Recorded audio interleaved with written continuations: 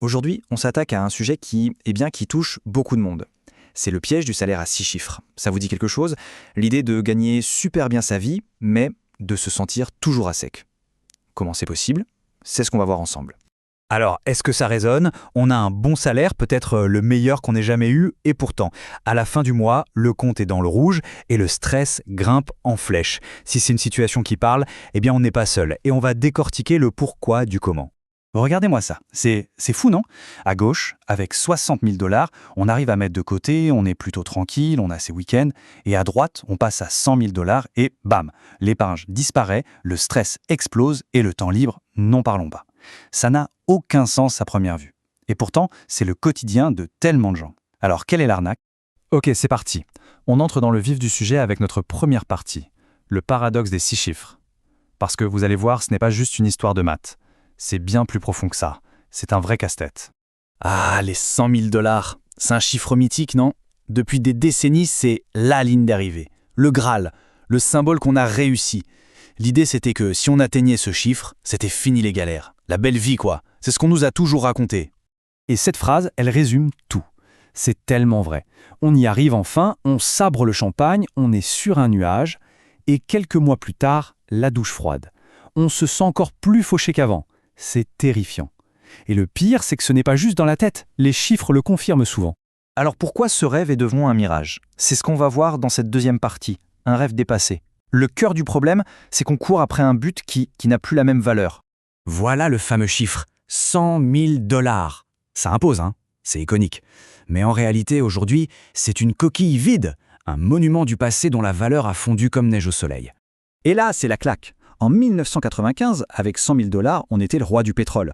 Pour avoir la même chose aujourd'hui, il faudrait plus de 215 000 $. C'est dingue. Et le pire, c'est que nos 100 000 $ d'aujourd'hui, en pouvoir d'achat réel, ils valent à peine 48 000 $ de l'époque. On est passé de la vie de château à un bon salaire de classe moyenne sans que le chiffre affiché n'ait changé. C'est exactement ça, le décalage. L'étiquette sur la fiche de paye crie cadre sup, mais le compte en banque murmure fin de mois difficile. On a le titre, le statut, mais pas le portefeuille qui va avec. On joue une pièce de théâtre dont on n'a plus les moyens de payer le décor. Mais attention, l'inflation, ce n'est que la pointe de l'iceberg. Il y a des mécanismes bien plus pervers en jeu. C'est ce qu'on va voir maintenant, la pression sur la classe moyenne. Voilà un concept clé, le trou du beignet de la classe moyenne. L'image est parlante. En gros, si on gagne peu, on a droit à des aides. Si on est très très riche, on a accès à des tas d'astuces pour payer moins d'impôts. Mais si on est au milieu, eh bien on est dans le trou. On gagne trop pour les aides, mais pas assez pour les optimisations. Résultat, on paie plein pot pour tout. Et ça, c'est le piège de l'augmentation. C'est presque une mauvaise blague. Imaginez, on obtient une super augmentation, on passe de 75 000 à 100 000. Génial. Sauf que, d'abord, une plus grosse part part direct aux impôts. Ensuite, on perd des déductions fiscales auxquelles on avait droit. Puis, on passe un seuil et paf, les aides pour la crèche s'envolent. Et à la fin, eh bien, on peut se retrouver avec moins d'argent disponible qu'avant. C'est absurde, le système pénalise le succès. Ok, on a parlé du système, mais il n'y a pas que ça. Une grande partie du piège se joue dans notre tête. On se penche donc sur la psychologie du piège. On a tous entendu parler de l'inflation du style de vie. On gagne plus, on dépense plus. Mais j'aime beaucoup cette autre expression, l'impôt de conformité. C'est tellement juste. C'est cette pression sociale invisible qui nous pousse à jouer le rôle de la personne qui a réussi. Il faut la belle voiture, la grande maison. C'est une taxe qu'on paie pour avoir l'air à la hauteur de son salaire. Et ce tableau, il est brutal. À gauche, la personne a 60 000. Elle est en mode start-up, agile, elle fait attention et elle arrive à épargner 500 $ par mois. Pas mal. À droite, le cadre a 120 000. L'hypothèque triple, 2 voitures en leasing, des coûts de statut partout et à la fin du mois, il reste 0, voire moins. Le revenu a doublé, mais la richesse a disparu. Et n'oublions pas l'autre taxe cachée, l'impôt sur le temps. Parce qu'un gros salaire, ça veut souvent dire être toujours en ligne. Notre cerveau est loué à l'entreprise 24/7.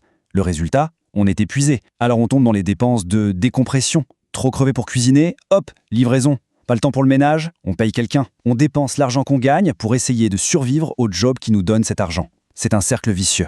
Et tout ça nous amène à cette idée de prison. On s'est construit une vie qui coûte 100 000 $ par an. On n'a plus aucune flexibilité, aucune option. On est prisonnier. Ce sont les fameuses menottes dorées.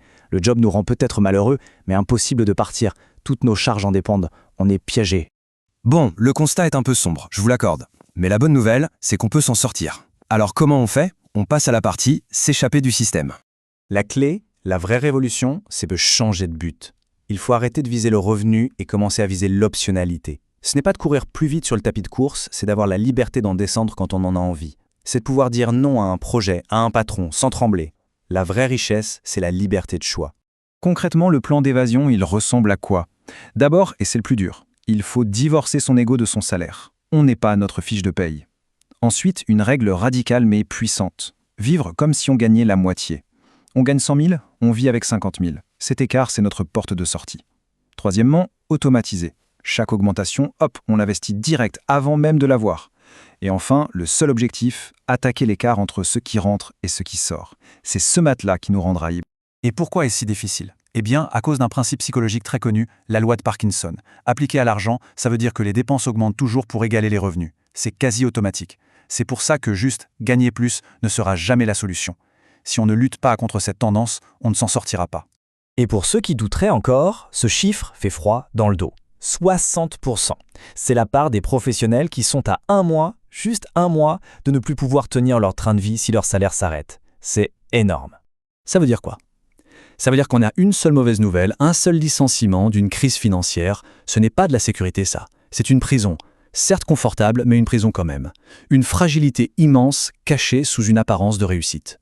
Alors pour conclure, la question qu'on devrait tous se poser n'est pas combien je gagne.